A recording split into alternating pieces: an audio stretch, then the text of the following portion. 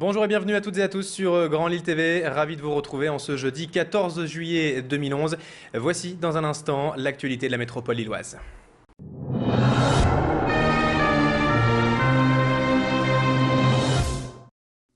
Dispositif de sécurité renforcé jusque vendredi matin pour les festivités du 14 juillet.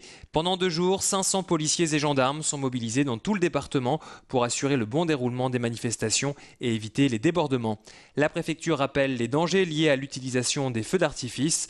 D'ailleurs, il est interdit pour les mineurs de moins de 12 ans de s'en procurer.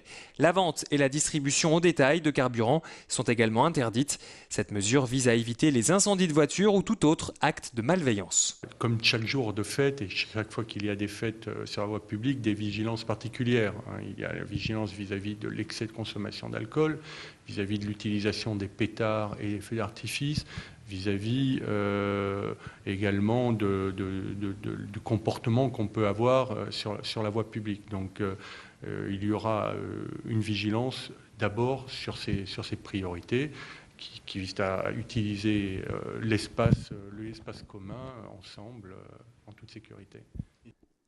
À Lille, 150 agents des forces de l'ordre sécuriseront le parcours du défilé jeudi en fin d'après-midi. Et cette année, la ville d'Oupline, près d'Armentières, sera privée du traditionnel défilé du 14 juillet. La mairie a décidé de l'annuler. Pour Jacques de Ruiter, maire de la commune, la manifestation n'attirait plus autant les foules. L'opposition est loin d'être du même avis, à tel point que 7 élus ont décidé d'organiser leur propre rassemblement sur la place de la République de la commune ce jeudi matin. On va avoir un rassemblement ici, sur cette place de la République, ou d'ailleurs hautement symbolique pour notre ville, puisque Jean Jaurès, lors des révoltes du textile en 1903, était venu tenir un grand discours que l'on voit figurer dans beaucoup de livres de littérature, ici sur cette place de la République, à 10 mètres là derrière nous.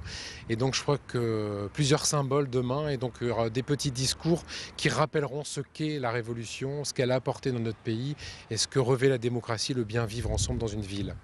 Et donc ensuite nous nous recueillerons pendant 1 minute de silence et ensuite nous aurons la Marseillaise. Donc c'est vraiment un moment de symbole que l'on veut faire perdurer à Oupline. Et les avis des habitants d'Oupline, eux, sont plutôt partagés sur la question. Le maire il fait ce qu'il peut, puis les gens ne veulent pas sortir. Quand le maire fait des manifestations ici, il n'y a jamais personne qui vient. On ne va pas faire dépasser 40 personnes, un orchestre municipal pour rien du tout. C'est plus une fête nationale quoi. Où est l'esprit de la nation, je sais pas. Je trouve ça ridicule. Pourquoi ? Parce que s'ils annulent tout, alors à ce moment-là, on n'aura jamais plus rien dans le coin. On est républicain, c'est un fête. On le fête chez soi. Mais on n'est pas obligé de fêter dans la rue ou un truc comme ça. Ça sert à rien. Joint par téléphone, Jacques de Ruiter, maire d'Oupline, n'a pas souhaité justifier sa position sur notre antenne.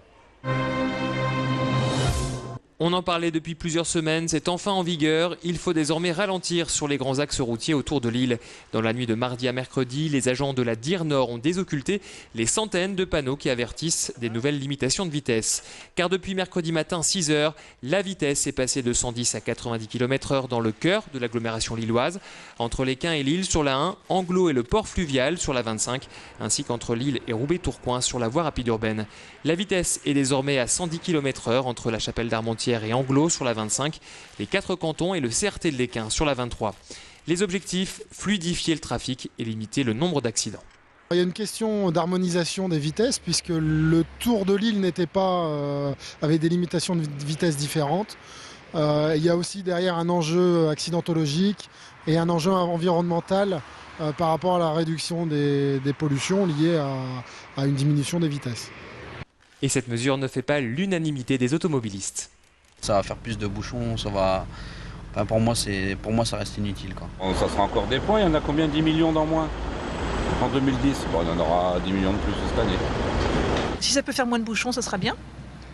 Pour les gens comme nous qui habitons pas Lille. Et je trouve que même pour économiser l'énergie, même le carburant, le carbone, etc., toutes les dépenses énergétiques, c'est vachement... Non, c'est bien.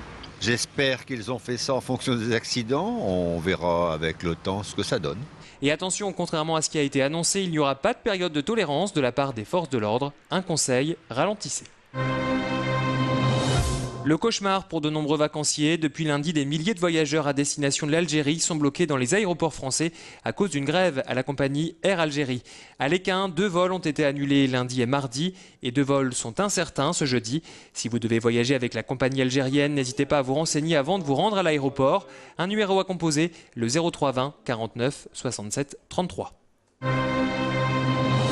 C'est la fin d'une belle saga pour les millions de fans du Jeune Sorcier. Le dernier film d'Harry Potter est sorti au cinéma ce mercredi. Ce 8e et ultime épisode s'intitule Harry Potter et les reliques de la mort, partie 2. Plusieurs centaines de spectateurs se sont rués dans les cinémas de la métropole mardi soir à minuit précise. De nombreux complexes cinématographiques proposaient la projection en avant-première et en 3D. De quoi ensorceler les fans qui ont pu enfin vivre sur grand écran l'affrontement final entre Harry et son ennemi juré Voldemort. Mais certains étaient assez déçus que la saga s'arrête après 10 ans d'aventure.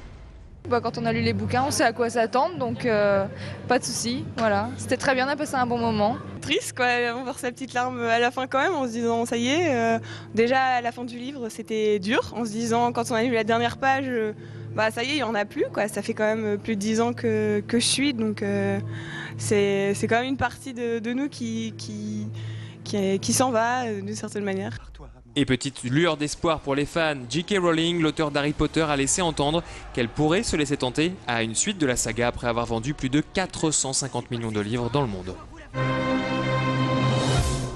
C'est la fin de cette édition. Merci à vous de l'avoir suivi et d'être de plus en plus nombreux à nous être fidèles sur Grand Lille TV. Tout de suite, vous avez rendez-vous avec la météo du jour.